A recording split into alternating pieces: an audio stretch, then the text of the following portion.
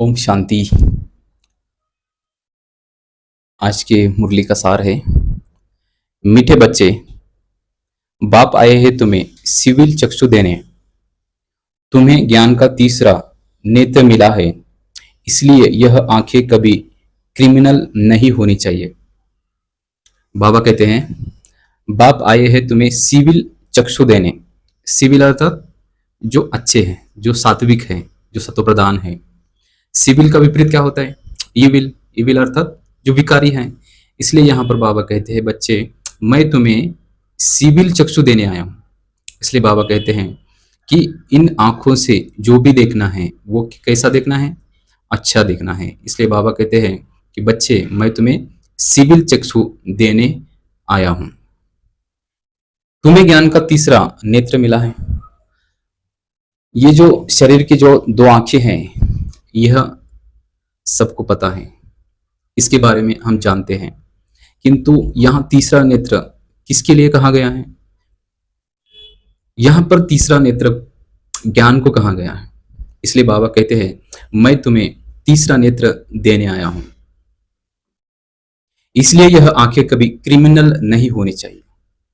जब हमें ज्ञान मिलता है, जब हमें आत्मज्ञान मिलता है, तो हमें अपने आंखों से कोई क्रिमिनल एक्टिविटीज नहीं करनी है, क्योंकि हमारी जो आंखें हैं वो कैसे हैं? सिविल है, अच्छे हैं, पवित्र हैं। इसलिए बाबा कहते हैं कि बच्चे इन आंखों से क्रिमिनल कोई ख्यालात या क्रिमिनल कुछ देखना नहीं है।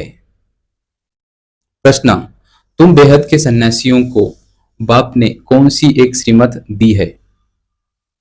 उत्तर, बाप की श्रीमत है तुम्हें नर्क और नर्कवासियों से बुद्धियोग हटाकर स्वर्ग की याद में रहना है या स्वर्ग को याद करना है। अब थोड़ी सी यहाँ पर थोड़ा सा सोचने वाली बात है कि यहाँ पर बाबा क्या कहना चाहते हैं। नर्कवासी का अर्थ क्या है? जिनकी बुद्धि तमो प्रधान हो चुकी है, जिनकी बुद्धियों में स्वार्थ है, क्रोध है, लोभ है, मोह है, अहंकार है, इन बातों में जो फंस चुके हैं, बाबा कहते हैं उनसे थोड़ा सा क्या करो? दूर रहो। इस नर्क में या इस नर्क से दिल नहीं लगाना है, क्योंकि हम ऐसे लोगों के साथ रहेंगे और उनके साथ अगर दिल लगाया रहेगा, उनके साथ अटैचमेंट होगी, तो हम भी इस नर्क के हिस्सेदार बनेंगे। इसलिए बाबा कहते हैं, गृहस्थ व्यवहार में रहते नर्क को बुद्धि से त्याग दो। अब हम सभी गृहस्थ में रहते हैं, तो बाबा कहते हैं कि बच्चे गृहस्थ में रहते हुए भी इस नर्क को त्यागना है। नर्क को त्यागना अर्थात क्या है? जो भी हमारे अंदर, जो भी हमारे मन के अंदर मनोविकार है, उन विकारों को देखना है, परखना है और उसे त्याग देना है। इसलिए बाबा कहते हैं कि बच्चे गृहस्थ में रहते हुए भी अपने आप को अच्छा रखना है, इस नर्क से दूर रहना है। नर्क है पुरानी दुनिया, तुम्हें बुद्धि से पुरानी दुनिया को भूलना है। ऐसे नहीं, एक हद के घर को त्याग कर दूसरी जगह चले जाना तुम्हारा बेहद का वैराग्य है। यहाँ पर बाबा कहते हैं कि बच्चे त्याग का अर्थ यह नहीं कि इस घर को छोड़ा, यानी जो हमारा लौकिक घर है, हद का घर है, उसे छोड़ा और कहीं और लेके जाएं या कहीं और जाना। जैसे पूर्व में हमने देखा है कुछ लोग या कुछ सन्यासी अपना घर छोड़ते हैं, फिर जंगलों में जाके रहते हैं। तो बाबा कहते हैं ऐसी बात नहीं है। बाबा यहाँ कहते हैं बेहद का वैराग्य। बेहद का अर्थात इसी दुनिया में रहना है, किंतु इस दुनिया में रहते हुए भी कोई भी विकार हमें छू ना सके या कोई भी विकारों के तरफ हमारा झुकाव ना हो। इसे कहते हैं बेहद का वैराग्य। हमारा जो वैराग है वो इस दुनिया की वस्तुओं से नहीं है। हमारा वैराग जो है इस दुनिया में जो व्यवस्था है, इस दुनिया में जो अज्ञान से बनी हुई परंपराएं हैं, इस दुनिया में जो व्यक्ति मनोविकारों के अधीन हो चुका है या जो विकार मेरे अंदर है, उन विकारों से मेरा वैराग है। मेरा जो भी वैराग है वो मेरे अंदर के ही दुश्मनों से है, मेरे अंदर के ही विकारों से है। इसलिए बाबा कहता है कि बच्चे तुम्हें बेहद का वैराग करना है। घर को त्याग दूसरी जगह चले जाना है, यह नहीं। तुम्हारा बेहद का वैराग है। अभी तुम्हारी वानप्रस्थ अवस्था है, सब कुछ छोड़ घर जाना है। अभी तुम्हारी क्या है? वानप्रस्थ अवस्था है। वानप्रस्थ अवस्था में क्या किया जाता है? सभी बातों से मन निकाल कर अच्छी बातों में लगाया जाता है और अच्छी बातों में लगाकर हम अपने आप को अच्छा बनाने की कोशिश करते हैं। इसलिए बाबा कहते हैं कि बच्चे, सब कुछ छोड़ घर जाना है। घर अर्थात अपने आत्मिक स्थिति में रहना है। घर अर्थात अपने मूल स्वधर्म में आना है। इसलिए बाबा कहते हैं कि बच्चे, अपने घर जाने की तैयारी करो। धारणा के लिए मुख्य सार। पहली पॉइंट, सदगुरु बाप की याद से बुद्धि को सतोप्रधान बनाना है, सच्चा बनना है, आस्तिक बनकर आस्तिक बनाने की सेवा करनी है। सदगुरु अर्थात जो परम सत्य है, जो परमेश्वर है, इनके साथ हमें रहना है। जैसे हम उनके साथ रहेंगे तो उनके जैसे हम बनते जाएंगे। इसलिए बाबा कहते हैं कि बच्चे, आस्तिक बनकर औरों को भी आस्तिक बनाना है। आस्तिक बनना अर्थात क्या है? जो स्वयं को जानता है, जो आत्मज्ञान के बारे में सीखा है, जो स्वयं के बारे में अध्ययन किया है, जिसे आत्मज्ञान पता है, जिसे परमात्मा ज्ञान पता है, वो असलियत में आस्तिक है। जो स्थूल रूप से पूजा करने वाला या कुछ ऐसे ही बिना समझे ही कुछ रटाए रटाए बातों पर चलने वाला, इसे आस्तिक नहीं कहते। बाबा कहते हैं आस्तिक वही है जो सत्य को जानता है। आस्तिक वही है जिसे आत्मज्ञान है।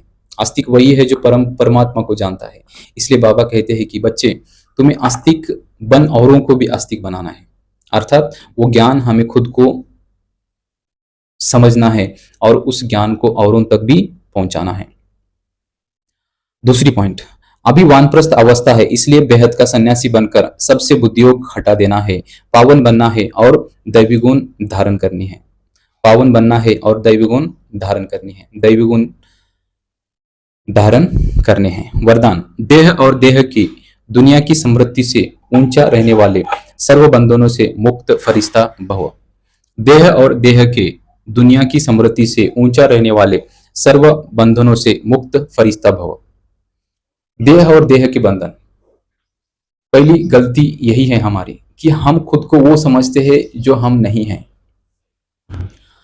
हमारे दुख का कारण ही हमारा अज्ञान है और वही अज्ञान हमें देहभान में लाता है। फिर वही देहभान से हमारे पास विकार आते हैं। फिर उस विकारों के द्वारा हमारे से विकर्म होते आते हैं। जब हमारे से विकर्म होंगे तो फिर हम इस दुनिया को नरक बना देते हैं। इसलिए बाबा यहां पर कहते हैं कि बच्चे, अभी वानप्रस्थ अवस्था, इसलिए बेहद का सन्यासी बनकर सबको सबसे बुद्धियोग हटा देना है, पावन बनना है और दैव गुणों की धारणा करनी है। वरदान, देह और देह के दुनिया की समृद्धि से ऊंचा रहने वाले सर्व संबंधों से मुक्त भव। जिसका कोई भी देह और देहधारी से रिश्ता अर्थात मन का लगाव नहीं है, वही फरिश्ता है। देह के साथ लगाव अर्थात देहधारी के साथ लगाव। देह से लगाव अर्थात अज्ञान से लगाव। अज्ञान से लगाव अर्थात अज्ञानियों से लगाव। इसलिए बाबा कहते हैं, ना देह से लगाव है, ना देहधारी से लगाव है। फरिश्ते के पांव सदा धरती, फरिश्ते के पांव सदा ही धरनी से ऊंचे रहते हैं। धरनी से ऊंचा अर्थात देहभान की समृद्धि से ऊंचा। देहभान एक होता है, आत्मभान एक होता है। देहभान से हमारी अवस्थाएं, हमारा जीवन बिगड़ने लगता है और आत्मभान से हमारा जीवन ऊपर की ओर जाने लगता है। इसलिए बाबा कहते हैं कि बच्चे, जो देह और देह की दुनिया की समृद्धि से ऊंचे रहते हैं, वही सर्व संबंधों से मुक्त फरिश्ता बनते हैं। ऐसे फरिश्ते ही डबल लाइट स्थिति का अनुभव करते हैं। जो देह और देह के संबंधों से दूर रहते हैं, वही डबल लाइट का अनुभव करते हैं। क्योंकि खुद को देह समझने के कारण अज्ञान की उत्पत्ति होती है। अब जब अज्ञान की उत्पत्ति होगी तो जिसके साथ भी हमारा संबंध है वो भी दैहिक है। अब जहां दैहिक संबंध है वहां भी अज्ञान का ही लेन देन है। इसलिए यहाँ पर बाबा कहते हैं कि बच्चे, अगर डबल लाइट रहना है तो देह और देह के संबंधों से दूर रहो। हमारा संबंध कैसा होना चाहिए? आत्मिक होना चाहिए। हमारा संबंध कैसा होना चाहिए? गुणवान होना चाहिए। इसलिए बाबा कहते हैं कि बच्चे, अपने आत्मिक स्थिति में रहो। अब आत्मिक स्थिति में हूं, इसका प्रमाण क्या है? आत्मिक स्थिति में हूं, इसका प्रमाण अगर खुद को देखना है या खुद को जानना है तो खुद में यह 7 गुणों को देखें। एक है सुख, दूसरा है शांति, आनंद, प्रेम, पवित्रता, ज्ञान, शक्ति। इन 7 गुणों में अगर रहकर मैं हर कर्म करता हूं तो समझ लीजिए कि मेरा कर्म सफल है, मेरा जीवन सफल है। और इन 7 गुणों के अलावा कुछ और कर रहा हूं तो समझ लेना कि वो मेरा अज्ञान या देहभान है। इसलिए जो भी कर्म करूंगा इन 7 गुणों में रहकर करूंगा, इसका हमें अभ्यास करना है। इसलिए आत्मज्ञान की ओर बढ़ने का या जानने का यह एक छोटा सा तरीका है। मैं आत्मभाव में हूँ, मैं आत्मिक स्थिति में हूँ। इस जानने के लिए इन 7 गुणों को हमें याद करना ज़रूरी है। फिर से मैं दोहराता हूँ, सुख, शांति, आनंद, प्रेम, पवित्रता, ज्ञान, शक्ति। इन 7 गुणों में रहकर हमें हर एक कर्म करने हैं। स्लोगन, वाणी के साथ चलन और चेहरे से बाप समान गुण दिखाई दे तब प्रत्यक्षता होगी। वाणी के साथ चलन और चेहरे से बाप समान गुण दिखाई दे तब प्रत्यक्षता होगी। अच्छा, ओम शांति।